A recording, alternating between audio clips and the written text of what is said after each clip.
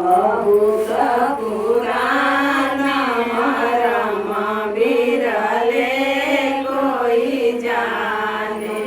सतगुरु बहुत पुराण मरम बिरले कोई जाने। सतयुग में प्रभु विष्णु कहाए।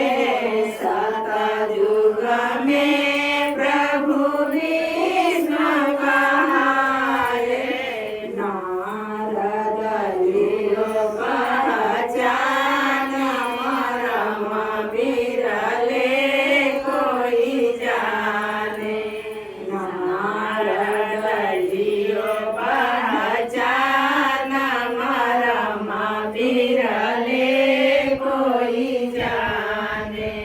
सतगुरु बहुत पुराण मरम बिरले कोई जाने। में प्रभु नाम कहाए। में प्रभु नाम कहाए। हनुमत लियो पहचान मरम बिरले कोई जाने। हनुमत लियो पहचान मरम बिरले कोई जाने।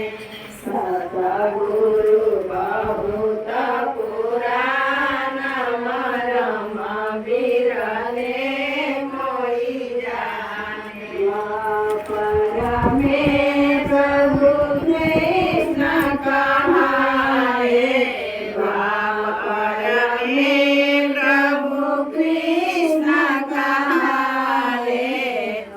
अर्जुन लियो पहचान मरम बिरले कोई जाने। अर्जुन लियो पहचान मरम बिरले कोई जाने। सतगुरु बहुत पुराण मरम बिरले कोई जाने। कलयुग में प्रभु संत कहाए।